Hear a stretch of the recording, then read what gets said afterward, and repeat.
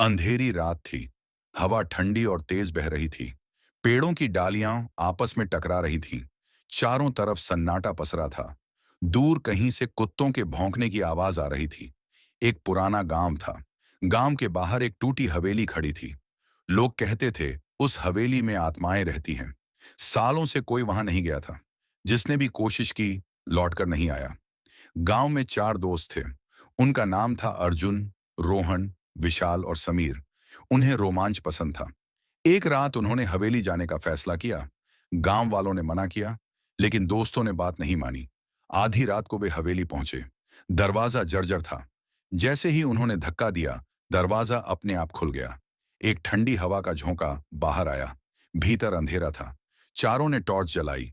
दीवारों पर मकड़ जाल लटक रहे थे। हवा में बदबू फैली थी। छत से पानी टपक रहा था। अचानक ऊपर से कदमों की आहट आई। सबने एक दूसरे को देखा। कदम धीरे धीरे नीचे आ रहे थे, लेकिन सीढ़ियों पर कोई नहीं दिखा। फिर भी आवाज बढ़ती गई। रोहन डर गया, लेकिन अर्जुन ने कहा, आगे बढ़ो।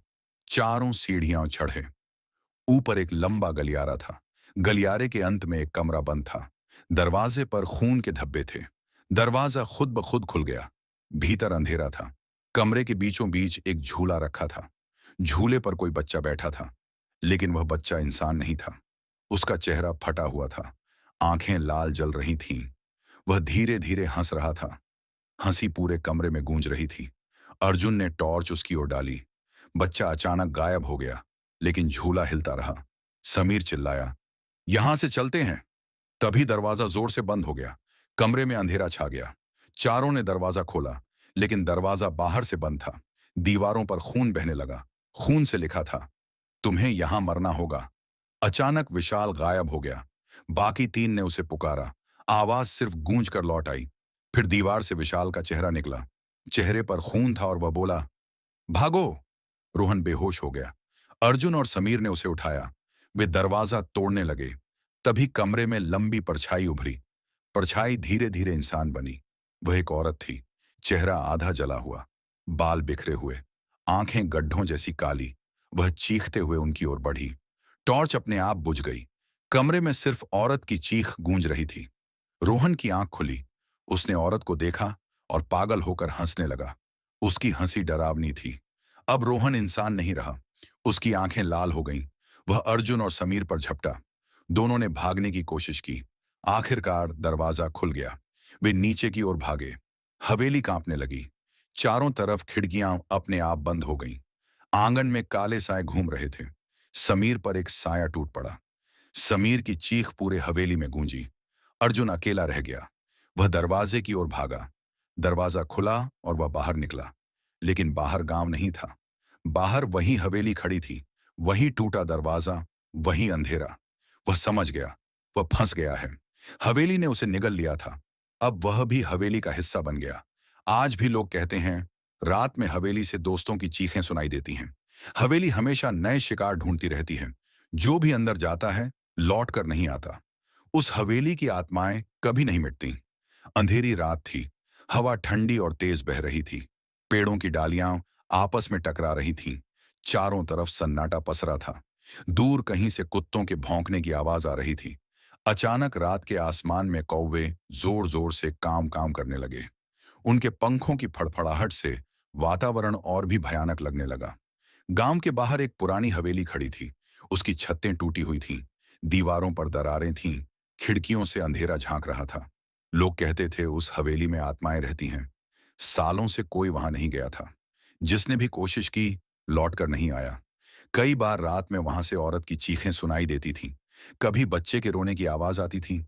गांव में चार दोस्त रहते थे, अर्जुन, रोहन, विशाल और समीर। वे अक्सर डरावनी बातें करते रहते। उन्हें रोमांच पसंद था। एक दिन वे सब बैठकर बातें कर रहे थे। अर्जुन बोला, क्या तुम लोगों में हिम्मत है हवेली में जाने की? रोहन कांप गया, बोला, लोग कहते हैं वहां से कोई लौटकर नहीं आता। विशाल हंस पड़ा, डरपोक मत बनो, ये सब गांव वालों की कहानियां हैं। समीर बोला, अगर सच हुआ तो?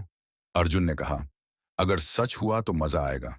गांव वालों ने उन्हें चेतावनी दी, उधर मत जाना, वहां मौत रहती है। लेकिन दोस्तों ने बात नहीं मानी। आधी रात को वे टॉर्च और माचिस लेकर हवेली की ओर बढ़े। रास्ता सुनसान था। झाड़ियां हिल रही थीं, कहीं कहीं पर उल्लू की आवाज आती। दूर से हवेली दिखाई देने लगी।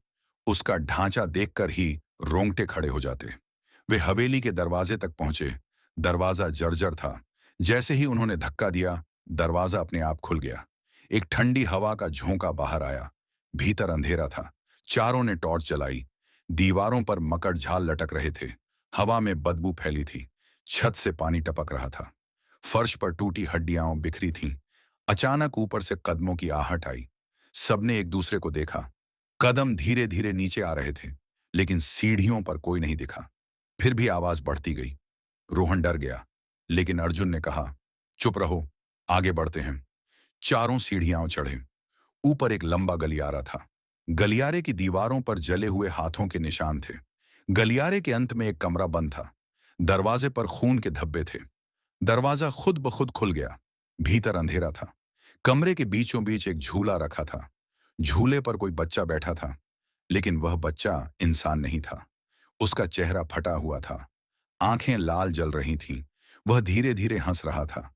उसकी हंसी पूरे कमरे में गूंज रही थी। अर्जुन ने टॉर्च उसकी ओर